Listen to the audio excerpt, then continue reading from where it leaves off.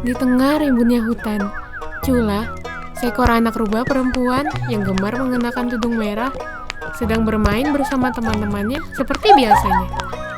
Saat itu, muncul Ibu Cula dengan membawa alat pancing.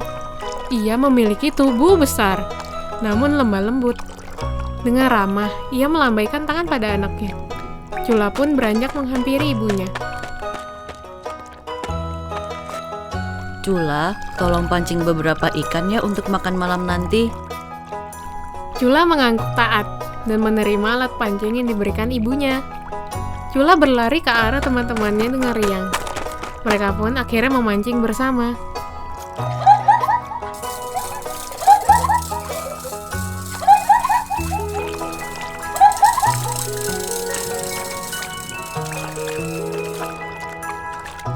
Tiba-tiba, sesuatu menyangkut di kail Cula.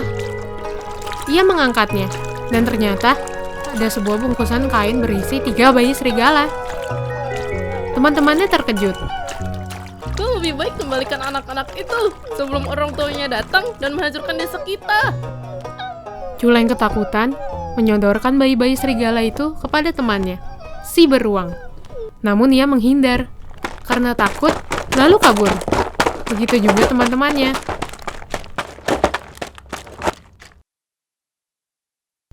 Cula yang kebingungan masuk ke dalam rumah mencari ibunya. Setahu dia, ibunya berteman akrab dengan keluarga serigala. Siapa tahu, ibunya dapat mengembalikan ketiga bayi tersebut. Namun yang ia temukan adalah sebuah kertas catatan. Ada manusia pemburu memasuki hutan. Ibu mungkin akan pulang besok. Setelah berpikir keras, Cula pun memutuskan untuk mengembalikan bayi-bayi serigala itu seorang diri. Ia mengeringkan ketiga bayi serigala itu dengan handuk kering, memberikan susu, lalu kemudian mencari peta di laci. Dengan lembut, Cula menaruh 3 bayi serigala tersebut ke dalam sebuah gerobak kayu dan mempersiapkan bekal dan alat pancing. Tidak lupa juga, ia meninggalkan sepucuk surat catatan untuk ibunya. Aku menemukan 3 bayi serigala hanyut di sungai. Sepertinya mereka milik teman ibu. Aku akan kembalikan mereka. Dengan bekal seadanya dan sedikit keberanian, Cula pun akhirnya berangkat. Cula berjalan melewati hutan belantara. Ia berhenti sejenak jika para bayi serigala lapar, untuk memberi mereka makan. Setelah itu, ia kembali melanjutkan perjalanan, melewati lembah, semak belukar, dan terkadang tersesat. Ketiga bayi serigala lapar, namun persediaan susu sudah habis. Cula panik, lalu mencarikan buah-buahan untuk mereka. Namun mereka tidak mau memakannya. Ia pun mengambil peta. Ia menemukan sebuah tempat bergambar lebah pada petanya. Letaknya tidak jauh dari tempat yang ia sekarang. Mereka akhirnya tiba di sungai. Namun tidak ada jembatan untuk menyeberang. Hanya ada batu-batu pijakan. Cula memutuskan untuk meninggalkan bayi-bayi itu sebentar dan pergi meminta madu dari bangsa lebah. Tak lama kemudian, Cula sudah kembali. Namun, dari seberang sungai, ia melihat seorang gadis manusia mengintip isi gerobak kayu. Tangannya hendak menggapai bayi-bayi tersebut. Cula sering diajarkan bahwa manusia itu jahat. Ia berlari sekencang mungkin menyeberangi sungai. Gadis manusia itu terkejut dan segera kabur. Cula yang khawatir segera membawa para bayi serigala ke tempat yang lebih aman. Cula sedang membakar ikan hasil pancingan dia. Cula mendengar suara berisik dari semak-semak. Ia ketakutan. Perlahan, gadis manusia semalam keluar dari semak-semak. Cula merasa kasihan, lalu memberi setengah bagian ikan miliknya, dan mereka makan bersama. Morla bermain bersama para bayi serigala, sementara Cula memancing untuk makan malam.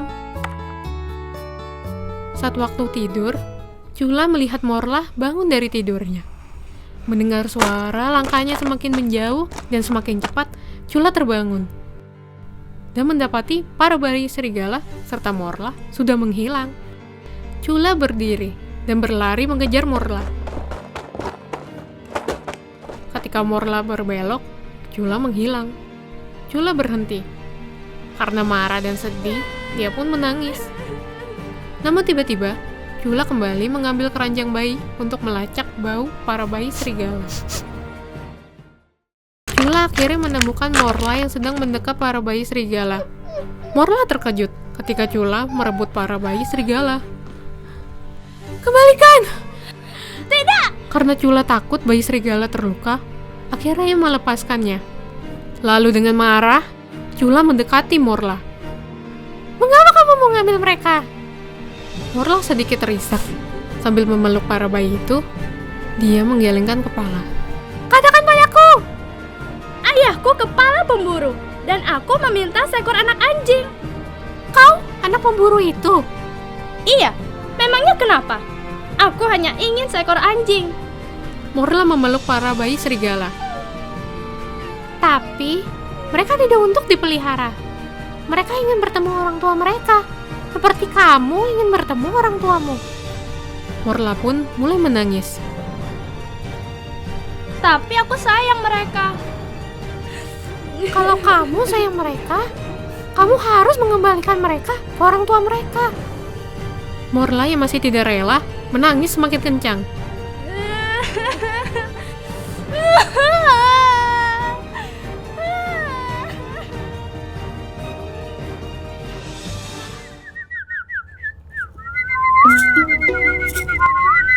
Keesokan paginya, Chula dan Morla berjalan menyelusuri hutan. Ia tampak kebingungan. Chula pun melihat peta sambil mendorong gerobaknya. Morla menggendong salah satu bayi serigala. Kemanakah kita harus pergi? Morla ketakutan untuk mengembalikan para bayi serigala itu. Chula menyuruhnya mengenakan jubah dia agar Morla terlihat seperti hewan. Chula menarik nafas panjang, lalu mengetuk pintu rumah itu. Ada suara berisik dari dalam, dan pintu terbuka. Terlihat sosok serigala hitam besar bernama Feng yang berdiri di hadapan Chula dan Morla. Aku mencium bau manusia. Serigala itu lalu berteriak. Melihat itu, Chula dan Morla lari ketakutan, dan dikejarlah mereka oleh serigala hitam tersebut. Tiba-tiba, ia tersandung akar pohon. Tudungnya pun tersibak. Chula membantunya berdiri. Namun Morla yang terpincang-pincang karena kakinya sakit, terjatuh ke dalam jurang yang untungnya tidak terlalu dalam. Serigala itu menghampiri Morla. Dia lalu mendekap bayi serigala itu dengan sangat erat. Chula memperhatikan dari atas tebing. Kembalikan anak dia, Morla. Morla yang ketakutan meletakkan bayi serigala itu di atas tanah. Serigala itu mengambilnya. Namun tangannya ia acungkan ke udara. Kuku-kukunya terlihat sangat tajam. Chula yang panik melempar batu ke kepala serigala itu dari atas tebing dan memperlihatkan kedua bayi serigala. Serigala itu pun segera melompat ke atas dan mengejar Chula. Ia berlari sekuat tenaga.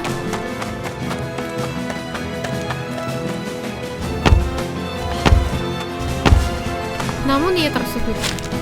Chula meletakkan kedua bayi itu di atas tanah. Serigala itu mengambilnya, lalu dia bersiap mencakar Chula dengan kuku-kukunya. Namun tiba-tiba, Ibu Chula datang untuk menahan tangan Feng. Hentikan, Feng. Dia hanya ingin mengembalikan anak-anakmu. Tapi dia bersama manusia yang menculik anak-anakku dan membunuh istriku. Chula dan ibunya terkejut mendengarnya, karena istri Feng adalah sahabat Ibu Chula. Amarah Feng mereda. Dia melihat anak-anaknya di dekapannya. Kau benar. Tapi, sekali lagi aku melihat anak itu di hutan ini, akan kubunuh dia. Baiklah, biarkan aku yang mengurusnya. Dengan kesal, Feng pun pergi meninggalkan mereka dan menghilang di kerimbunan hutan.